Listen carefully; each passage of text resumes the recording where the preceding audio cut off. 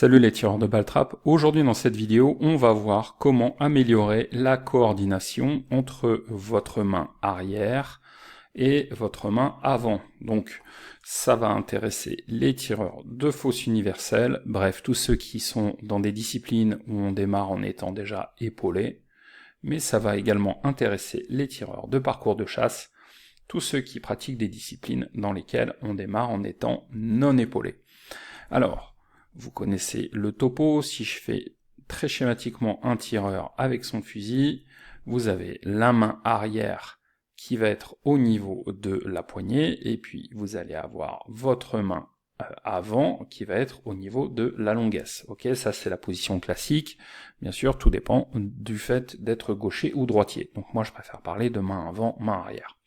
Alors la coordination, elle se travaille avec un petit exercice que je vais vous révéler dans cette vidéo, qui vous prendra juste quelques minutes et qui va vous aider à progresser au stand.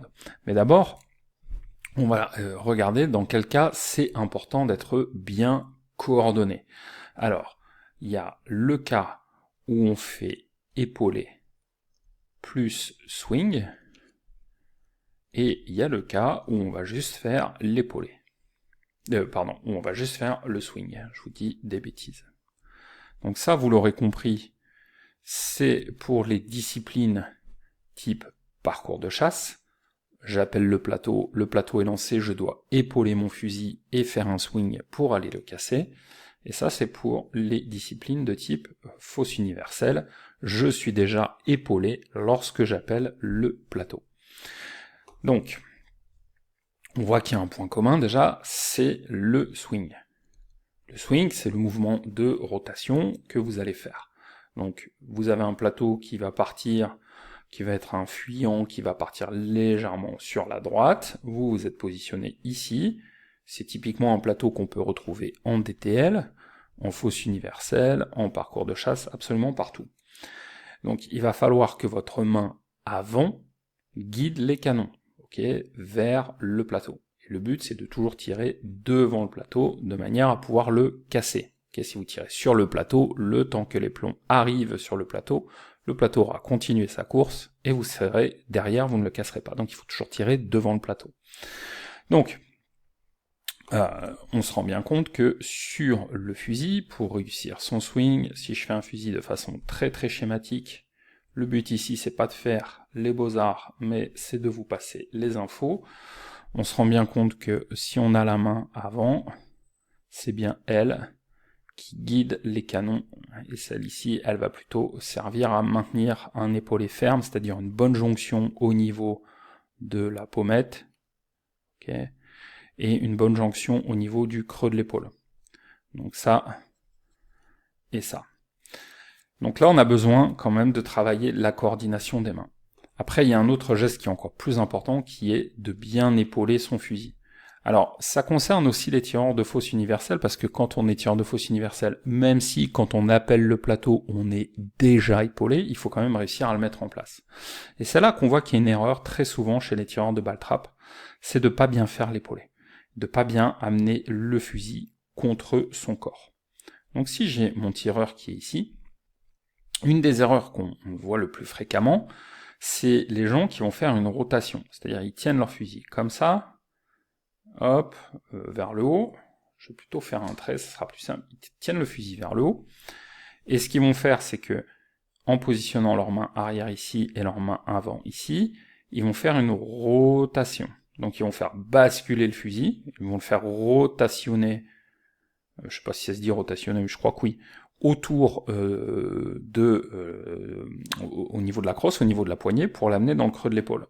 Si on fait ça, on est sûr de pas être bien positionné, on est sûr de pas avoir une bonne jonction au niveau de la pommette et de la crosse, donc on est sûr que on sera pas bien positionné en termes de pente de fusil. On sera soit trop haut, soit trop bas dans le tir. Donc la bonne manière de le faire, c'est toujours ça. C'est voici le tireur. Le fusil, en fait, il faut le pousser légèrement des deux mains vers l'avant, il faut le monter légèrement des deux mains vers le haut, et il faut le ramener dans le creux de l'épaule des deux mains vers l'arrière.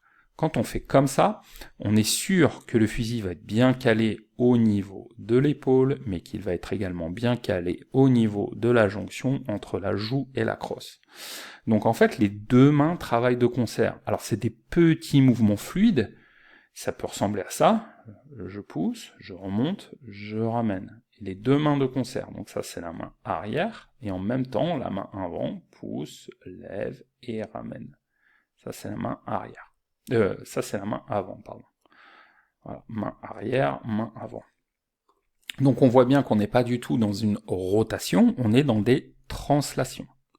On va faire des translations de mouvements, un peu comme une bielle de locomotive. Quand vous avez une locomotive à vapeur qui roule, dans les films genre western, vous avez une bielle de locomotive ici, et lorsque les roues roulent en fait, la bielle ne fait que des translations. Elle va vers l'avant, elle redescend, elle va vers l'arrière, elle remonte, etc., etc. C'est un peu la même chose, donc là, quand on veut bien positionner son fusil, et c'est également pour vous les tireurs de fosse universels, même si vous avez beaucoup plus de temps pour le faire, qu'est-ce qu'on fait? En fait, on s'incline très légèrement vers l'avant, de quelques degrés, hein, pas besoin de se coucher sur le fusil, de quelques degrés. Ce geste va vous permettre de transférer du poids sur votre jambe avant, et le fusil, voilà, le fusil, je le pousse vers l'avant légèrement, je le monte légèrement, en même temps, de concert, et je le ramène légèrement de concert. Ok? Quand vous êtes à l'aise, vous n'êtes même pas obligé de faire le premier mouvement. Vous pouvez juste faire le mouvement suivant. Je pousse et je lève, je pousse et je lève en même temps, et ensuite je ramène dans le creux de l'épaule. Alors évidemment, ça se fait de façon fluide, hein, c'est pas la peine de faire un truc qui est super saccadé, ça peut se faire de façon fluide et souple.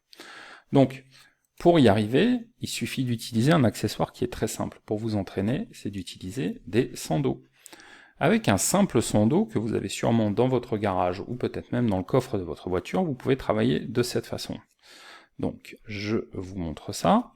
Vous prenez votre sando et vous allez relier les deux crochets. Donc notre sando, le voilà, ça c'est la partie élastique.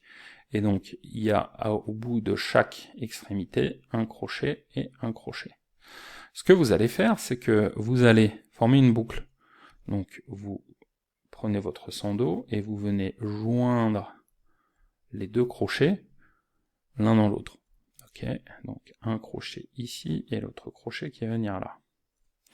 Et ce que vous allez faire, c'est que vous allez prendre ensuite vos deux mains, ici et une ici, et vous allez le mettre un petit peu sous tension. Alors attention, on n'est pas là pour faire de la musculation avec des bandes élastiques, une tension légère,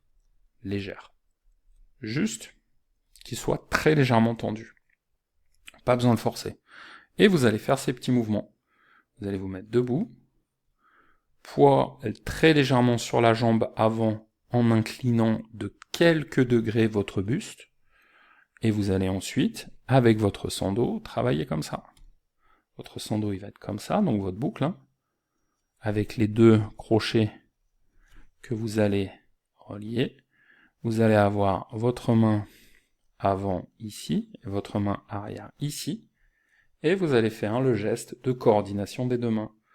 Je pousse légèrement vers l'avant, je monte en même temps, hein, je ramène, et en même temps, je ramène. Les deux mains de concert. Les deux mains, chaque mouvement se fait en même temps. Okay, et comme ça, vous allez réussir en fait à simuler la coordination de vos deux mains, et à réussir à améliorer votre épaulé. Si vous êtes tireur de parcours de chasse, gardez en tête que la qualité de votre tir ne sera jamais supérieure à la qualité de votre épaulé, comme disait le grand entraîneur Gil H. Donc vous utilisez cette petite méthode, et puis après vous pouvez aussi, et ça va aussi intéresser particulièrement nos amis les tireurs de fosse, simuler des plateaux. Donc vous allez faire comme si vous teniez une sorte de fusil imaginaire, mais qui serait votre sando. Vous allez imaginer un fusil, un plateau qui part de la gauche vers la droite, de la droite vers la gauche, un traversard dans un sens, et puis dans l'autre, un plateau qui monte, alors ça va plus être pour les tireurs de parcours, qui vont être amenés à tirer des chandelles, un plateau qui descend, par exemple sur un rentrant, ou un looper, ou une chandelle en phase descendante. Et de cette façon, vous allez travailler aussi le fait que la main avant guide les canons et travailler votre coordination. Il suffit de faire ce petit exercice 2-3 fois par semaine avec des séances de 4-5 minutes et vous allez comme ça progressivement créer de la mémoire musculaire. Si cette vidéo vous a plu, vous pouvez télécharger une formation de 50 minutes au même format, c'est gratuit. Si vous êtes sur YouTube, allez voir le lien qui est dans la description. Si vous êtes déjà sur le blog, utilisez le petit formulaire qui est juste en dessous pour vous inscrire. Vous recevrez par email votre formation gratuite. Je ne spamme pas, vous pouvez vous désinscrire à tout moment, donc allez-y, profitez-en. Salut!